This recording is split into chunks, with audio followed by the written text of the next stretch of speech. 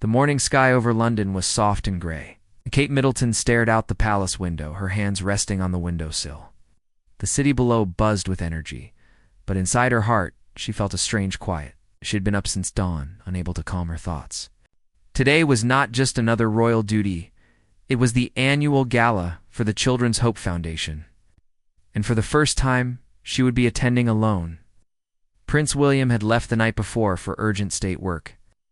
That meant the spotlight would be fully on her. Kate knew how to handle attention. She'd walked red carpets, met world leaders, and smiled through endless public events. But lately, something felt different, heavy.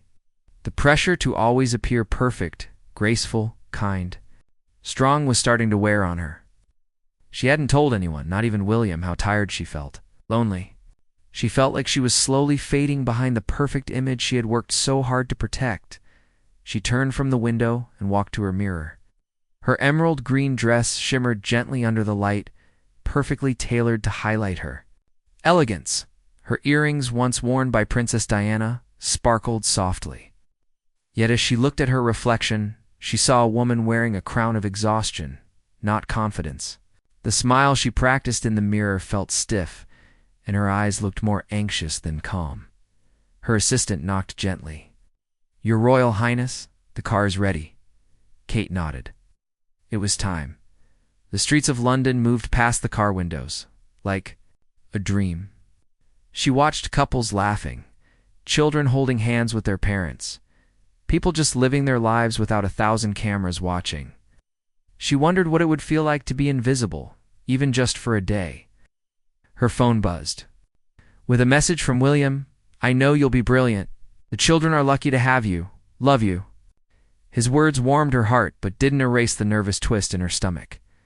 Outside the Royal Opera House, its flashing cameras and eager crowds waited. The red carpet stretched ahead, and people cheered as Kate stepped out. She smiled, waved, signed autographs for a few young fans. On the outside, she looked every inch the perfect princess. But inside, she was unsure. Would tonight be like all the others? Polite smiles, polite speeches, and polite applause? Outside, the grand ballroom shimmered with light. Walls were draped with soft golden fabric, and crystal chandeliers sparkled overhead. Every table was adorned with white roses and silver candles. It was elegant, yes, but it felt distant too. After greeting a few familiar donors and shaking hands with several wealthy guests, Kate took her seat at the head table. But her mind kept drifting. After dinner, she rose quietly from her seat and decided to walk through the room. Something pulled her away from the VIPs and towards the back tables, where the real heart of the foundation sat, the families and children they supported. She spotted a woman in a simple, black dress sitting beside a teenage boy. They looked slightly nervous, almost out of place. But there was kindness in their faces, and Kate felt herself drawn to them. As she approached, the woman stood up quickly, startled. "I'm so sorry, Your Highness," she said, nearly spilling her water. "No need to apologize," Kate said warmly. "May I sit with you?" The woman introduced herself as Sarah. Her son Jaime was 15. His eyes flickered with both curiosity and caution. As they spoke, Kate learned that Jaime had once been lost in a dark place, depression, school fights, trouble at home after a painful divorce. He had nearly given up. But then someone told them about the Children's Hope Foundation. Jaime started therapy, joined support programs, and slowly began to heal. "They saved his life," Sarah whispered. "Not by fixing him, but by listening." Kate nodded slowly. Her eyes were beginning to sting. Jaime looked up. "You look sad," he said gently. "Are you okay?" For a second, Kate forgot she was a royal. She forgot the cameras and expectations. "I'm having a hard evening," she admitted, her voice low. "Sometimes this all feels too much." Jaime nodded like he understood. "My therapist says talking helps. That hiding feelings only makes them worse." Kate looked at him, really looked. This teenage boy had walked through pain and come out stronger. He was brave enough to ask for help, brave enough to speak the truth.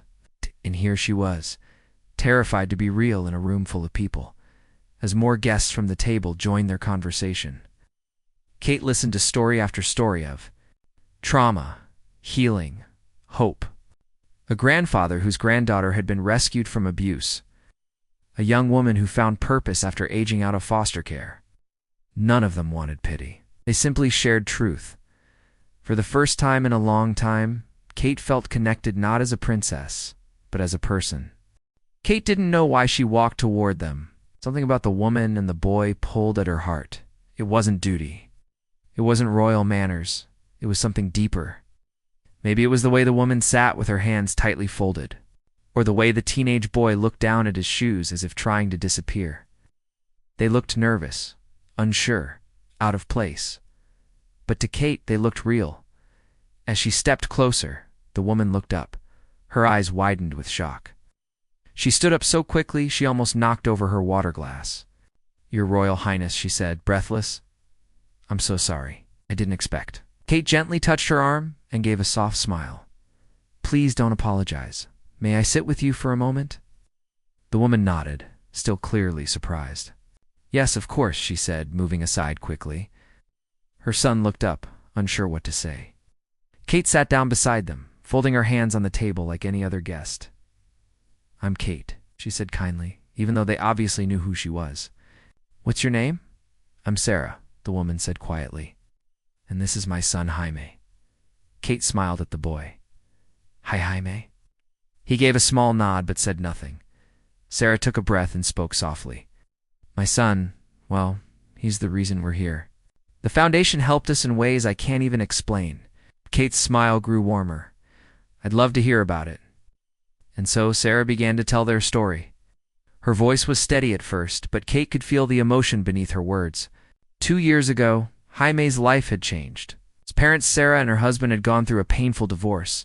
Jaime had stopped talking, stopped smiling, stopped caring, got into skipping school, got into fights, closed himself off from everyone.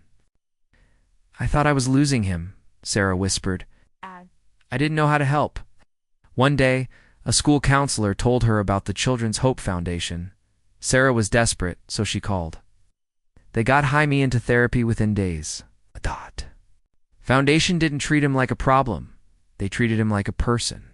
"They listened," Sarah said, her voice breaking. "They didn't try to fix him. They tried to understand him." And slowly, something changed. Kate nodded, her eyes full of feeling. "He's in school now," Sarah continued. "He's smiling again. He even wants to try out for the soccer team next year." Kate looked at Jaime again. "That's wonderful," she said. "You must be very brave." Jaime looked up. His voice was quiet but clear. "Sometimes it's hard.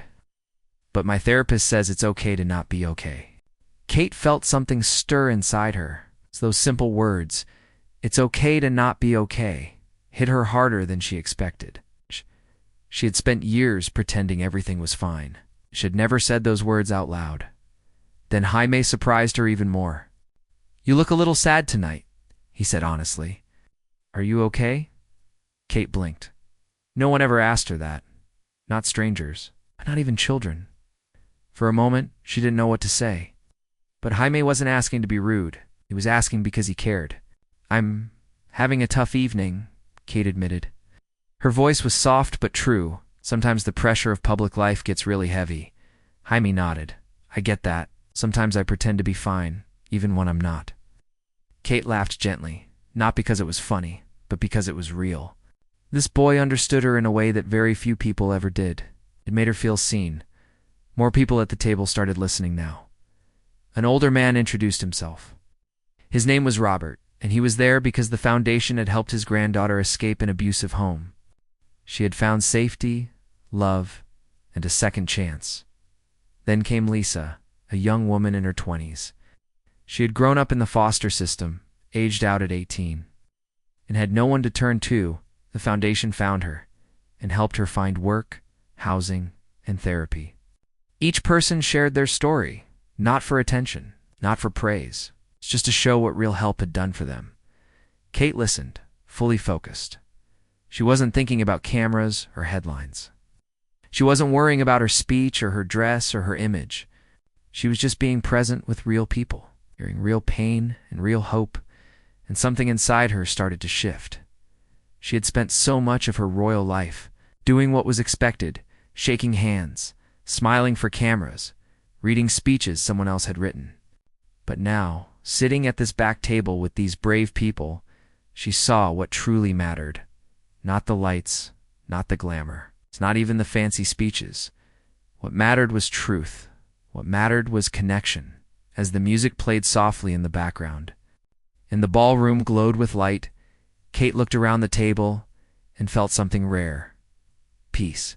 For the first time in a long while, she felt like she was exactly where she was supposed to be. And she had no idea that the most powerful moment of the night was still to come. Kate stood backstage, hidden from view, her hands shaking slightly. She had spoken in public many times before. She had given speeches across the world, stood beside kings, presidents, and world leaders. But tonight, something felt very different. Tonight, she was not reading someone else's words. Tonight, she had no paper, no perfect speech, no plan, just her heart, only an hour earlier. She had sat at a back table with families from the Children's Hope Foundation, people who had lived through pain, healing, and hope. Their words had touched something deep inside her. They weren't just talking about struggles. They were talking about truth. And that truth had changed Kate. She had gone to Margaret, founder of the foundation, and asked for something unusual. "May I change my speech tonight?" Kate had said, her voice quiet but steady. Margaret was surprised. "Of course, Your Highness. What do you want to say?" "I want to speak from the heart," Kate said. "Not as a royal, just as a person." Margaret had smiled, her eyes full of warmth. "Then speak as you are. It will be more powerful than anything on paper." Now, standing just behind the curtain, Kate took a deep breath. The ballroom lights dimmed. Margaret stepped up to the podium. "Ladies and gentlemen," she began, "please welcome a woman who has stood by children across the country, not just with words, but with true care and kindness. Her Royal Highness, the Princess of Wales." The crowd applauded, and Kate stepped into the light. She walked slowly to the stage. The room was full over 400 guests. Donors in suits, reporters, families, and staff all turned toward her. Music faded. The clapping stopped. A hush fell over the crowd. Kate reached the podium. She looked out into the sea of faces. Her mouth was dry. Her heart was racing. She began, "Thank you all for being here tonight," she said. "I had prepared a speech for this event. It was well written and proper. But after meeting some of you this evening, I realized those words were not enough." The room was silent, Kate continued, her voice gentle but full of feeling. "I thought I came here tonight to help raise money for a good cause. And while that is important, I learned something else, something far more valuable. I learned that real stories, real people, are more powerful than any speech." She looked toward the back of the room where Sarah and Jaime sat. They gave her small, proud smiles. "I sat with a mother and her son tonight," Kate said. "They reminded me that asking for help is not weakness. It is strength. And that healing begins not with perfect answers, but with honest conversations." The guests leaned in closer. Some shifted in their seats. Others stopped drinking or eating. Everyone was listening now. Kate's voice grew stronger. "I have met teenagers who survived dark times and came out stronger. Parents who never gave up on their children. Social workers who give their hearts every single day. These people don't wear crowns. They don't stand on stages, but they are heroes." A few people wiped away quiet tears. Kate paused. She felt her throat tighten. "I also learned something about myself tonight," she said. "I learned that I, too, have fears, that I, too, sometimes struggle with the weight of expectations. That even someone like me, someone who seems to have everything, can feel unsure, tired, and alone." She looked down for a moment, her hands resting gently on the sides of the podium. "But that's okay," she said, lifting her head, "because being honest about our pain is not shameful. It is brave. It connects us. It makes us human." The room was completely quiet now. Even the servers had stopped moving. Kate took a final deep breath. The children this foundation serves are not broken. They are strong, they are smart, they are full of hope. They don't need our pity. They need our respect, our love, our support.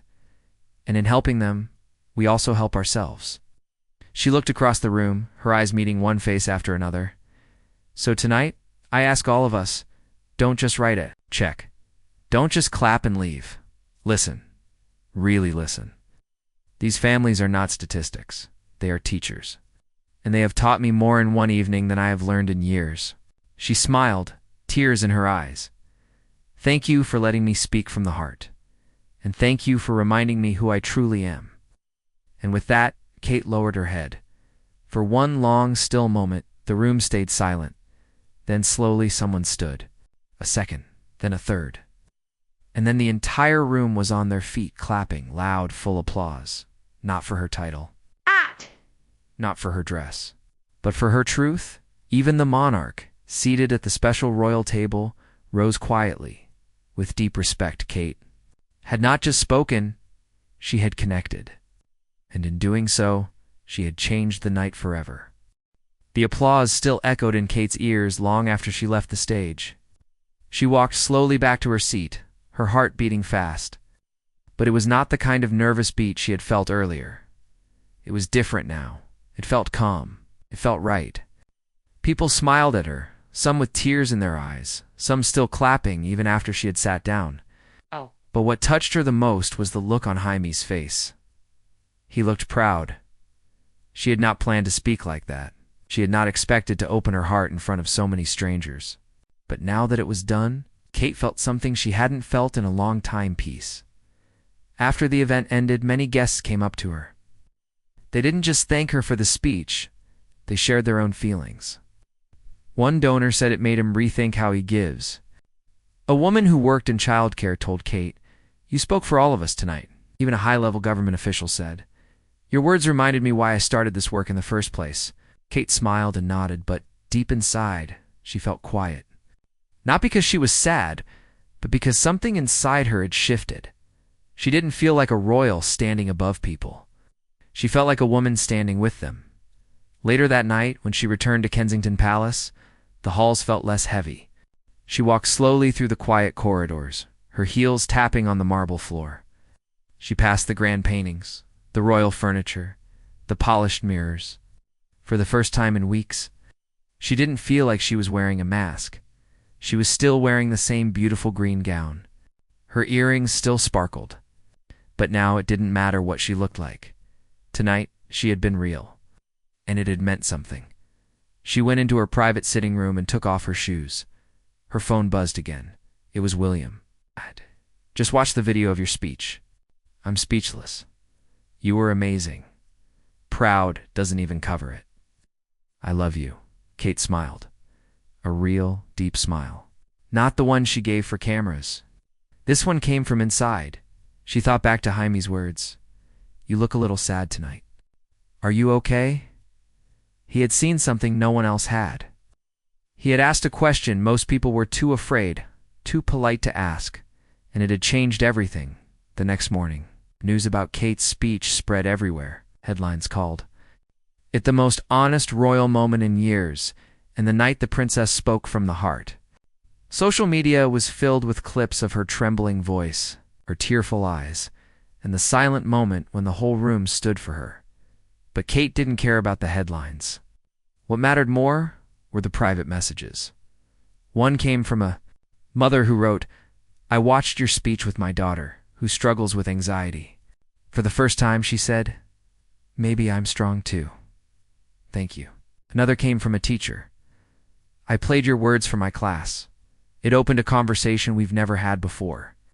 You gave my students courage." Each message reminded Kate that being perfect wasn't what people needed from her. What they needed was truth, vulnerability, kindness, something real. That afternoon, she sat with Margaret Thompson at the Foundation's office. The walls were covered with drawings from children, thank you cards, and photos of smiling families. "Your words have done more than you know," Margaret said, pouring tea. "We've already had more people reach out to volunteer, to donate, to help." Kate looked around the room. It felt warm. It's not like a palace, not like a ballroom, but like home. "I didn't expect to feel so different," Kate said softly. Margaret nodded. That's what happens when we stop pretending. Kate took a sip of tea and looked out the window. Children were playing in the garden outside, laughing, running free, and for a moment she felt like one of them. Light, alive. The green dress now hung quietly in her closet. The earrings were back in their velvet box, but the memory of that night would stay with her forever, because of how she looked, but because of how she felt. Free. She had walked into that ballroom as a princess. She had walked out as something greater herself.